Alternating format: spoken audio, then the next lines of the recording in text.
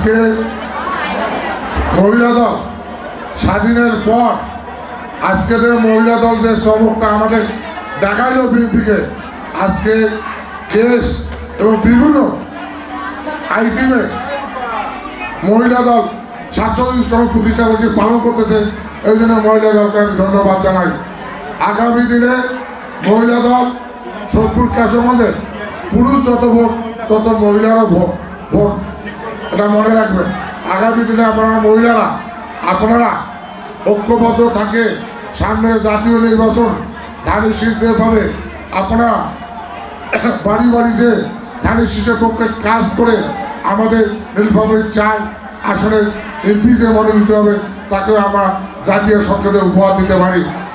বোনেরা এবং মারা, আজকে আপনারা এখানে মহিলারা অনেক বক্তব্য দিলেন, আপনারা সবারই বক্তব্য শুনলেন।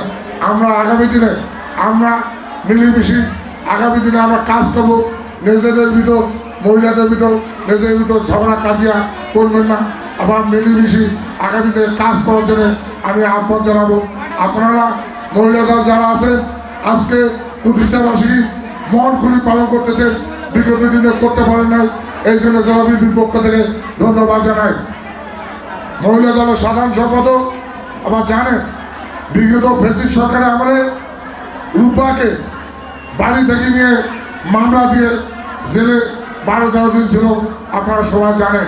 এখানে মহিলা দল যারা আছে আমাদের 17 বছরের আন্দোলন সংগ্রামে আমাদের বিএনপির পাশে থেকে মহিলা দল সমস্ত মিছিল মিটিং থেকে শুরু করে রাজপথে আমাদের সঙ্গে কাঁধে কাঁধ মেলে মহিলা দল কাজ করেছে। ভাইরা বোনেরা আমার, মারা আমার, আজকে মহিলা দলের এখানে নেতৃত্ব যাচ্ছে রূপা বেগম, ইনুরাজ ভাই, মাসা, রুজিনা, লাভলি, না আপনার সোফান আপা, তারপর নাসরিন সব অনেক মহিলা দল আমাদের এখানে নেতৃত্ব আছে, অনেকে আমি নাম বলতে পারতেছি না।